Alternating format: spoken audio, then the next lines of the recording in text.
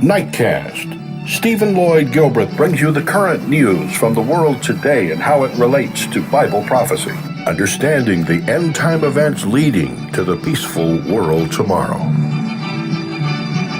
Ladies and gentlemen, Stephen Lloyd Gilbreth. Greetings, friends, and then welcome to this December 17th, 2013 edition of Nightcast. Let's open up tonight by going to a video of an ash cloud from Mount Etna's latest eruption, which has forced the closure of Catania Airport in eastern Sicily. Let's bring you some really amazing pictures from Mount Etna in Europe. It's a volcano which is erupting. Have a look at this. It is an ash cloud. It's actually forced the closure of Catania's airport in eastern Sicily. It's spectacular though, isn't it? I have to say that luckily the villages on the sides of the mountains haven't been evacuated this time round, but it has been pretty active in the past. It is, of course, Europe's most active volcano, and its last major eruption occurred in 1992. This time round, it's caused some trouble to local flights, or at least flights in the region. But the pictures themselves are quite spectacular. But yes, Catania Airport in eastern Sicily has been closed for the moment.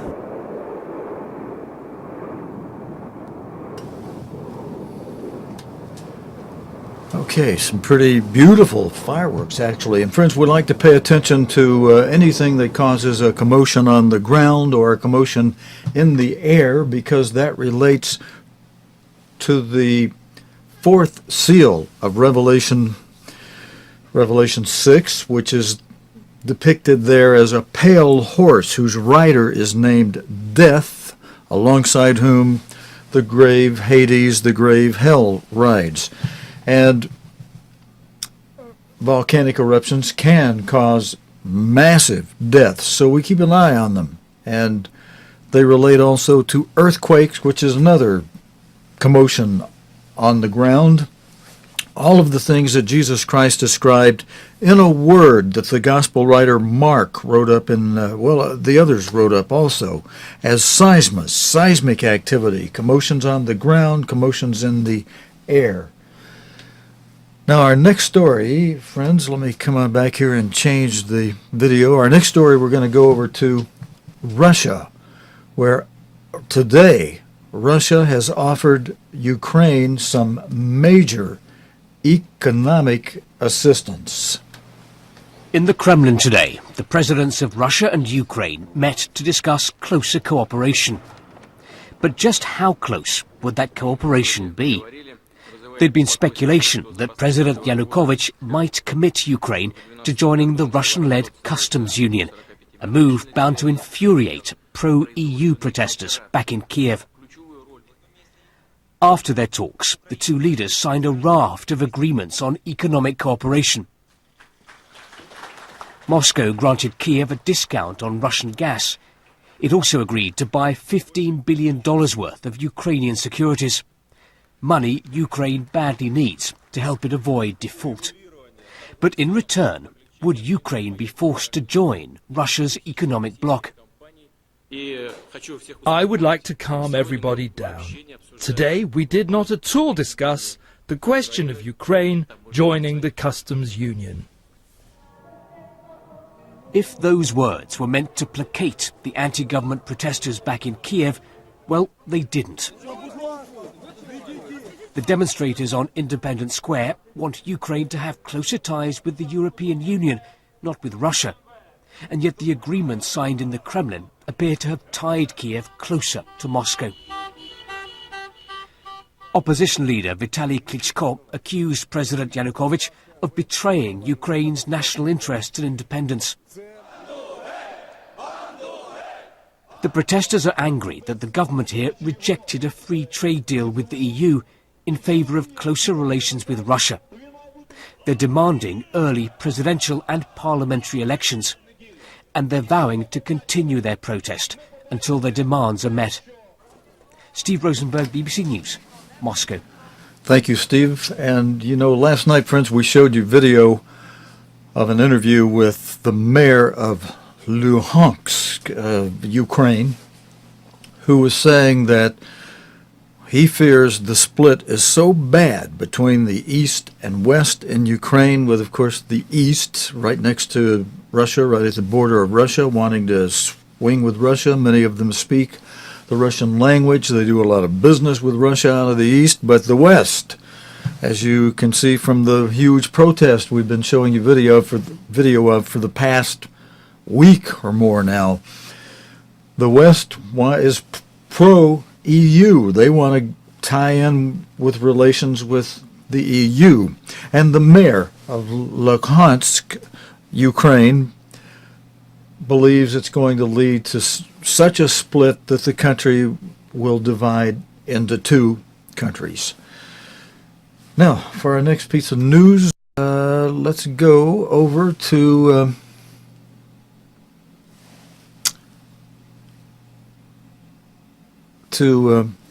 Syria. Actually, it's talking about a UK doctor, but it's really a report about Syria. The Foreign Office Minister Hugh Robertson of the UK, of England, says Syria, its authorities, the Syrian authorities, have in effect murdered a British doctor who was in the country to help victims of the civil war. The information we have is that Dr. Khan travelled to Syria just over a year ago to help treat soldiers and fighters injured in the Syrian civil war.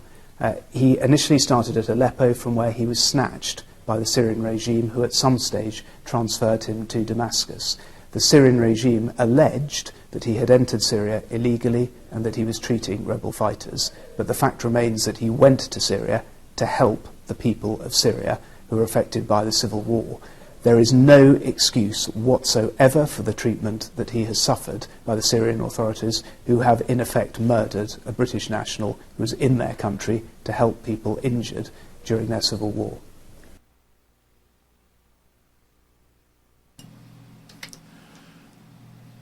And friends, I'm still getting used to our new button arrangement here, so if I look like I'm fumbling around a little bit, I'm fumbling around a little bit because of that. But we'll get it straightened out. The old man here, he'll get it. Our next story, we're going to go over to Japan, where Japan has announced it's increasing its defense spending, investing in hardware, including drones, stealth aircraft, and amphibious forces. In overall terms, it's not a massive increase in defence spending, but it is the first significant increase that we've seen in a very long time. But I think what's really significant about this is the shift in emphasis in Japan's whole defence strategy. So Japan used to have a defence strategy based in the main islands here, mainly looking north to Russia to defend against a Russian invasion during the Cold War. Now the whole shift is to the south and to the west, and to Japan's long chain of islands, which the Japanese government believes are increasingly under threat from China's increasing military power and China's increasingly expansionist desires in the East China Sea, particularly around the disputed islands that they've been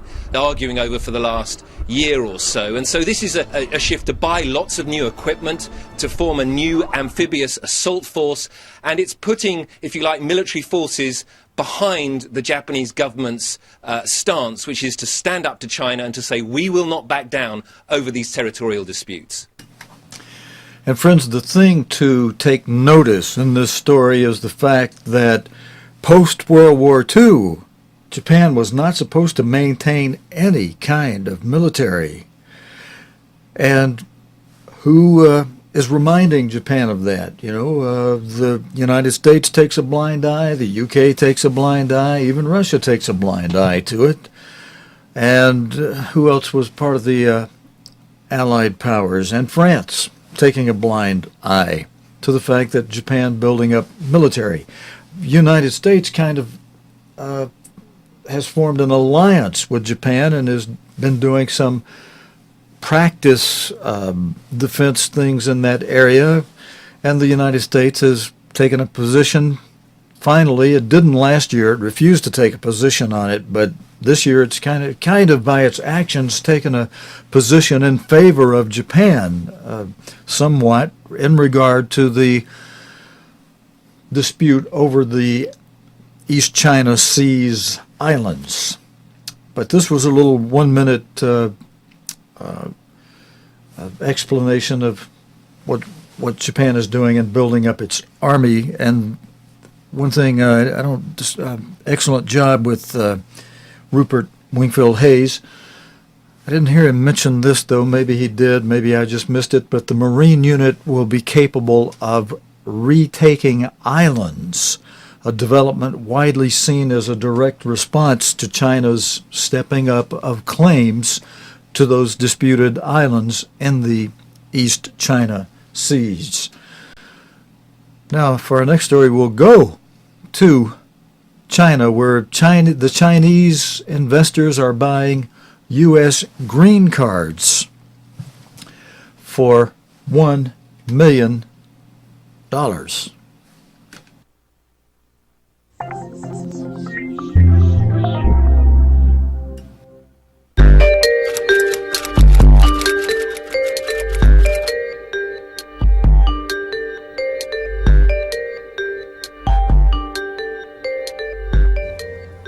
We're creating about 120 plus unit Hilton Hampton Inn hotel, and this portion is about 220 unit apartment. On top of that, about 45,000 square foot retail and farmers market.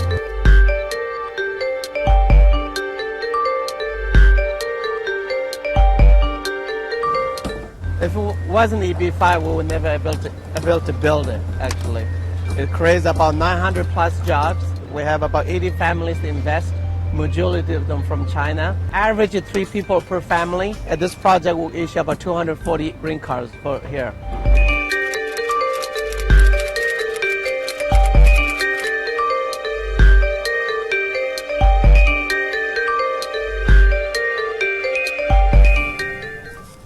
So this is our tower.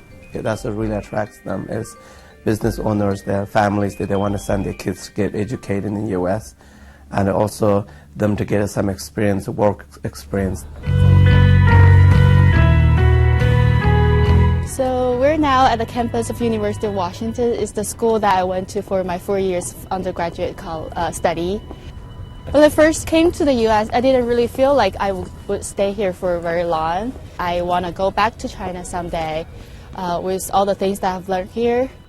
I just realized how much competition I will face, and all those, sometimes it's not that you're not good enough to get a visa, it's just the pool is already that big, and so many people want to apply that.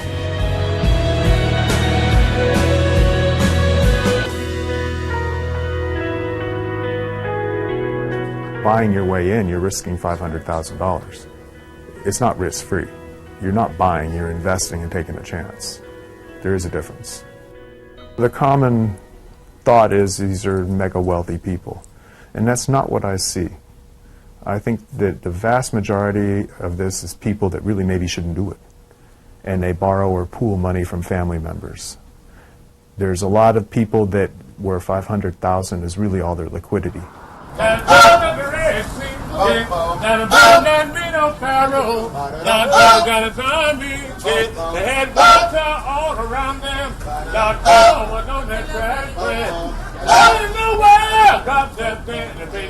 I first invested in September 2009, and it's only this summer that I finally had the conditions removed from the green card.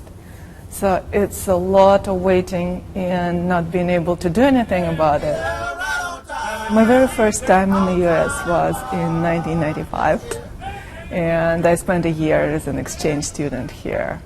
That was a life-altering moment. I feel so much freer here. I feel I can do mostly anything I want. I can go back to school as I'm planning to. I can completely switch my careers, which I want to do now.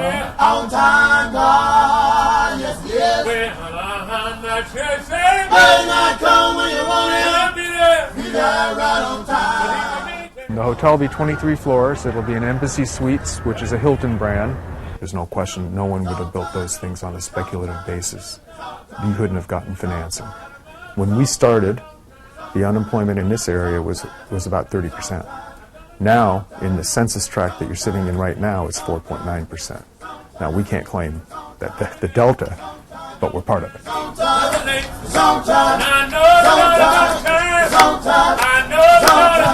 Okay, friends, as the U.S. debates how to reform its immigration system and deal with roughly 11 million undocumented immigrants already living in the country, as you saw in this Altered States report, a special feature of the BBC, wealthy foreigners already have a legal route to a new life in America, a visa program called EB-5, which offers overseas investors the opportunity to get a permanent residence, a green card, in return for $1 million, 614,000 British pounds sterlings, in areas with high unemployment.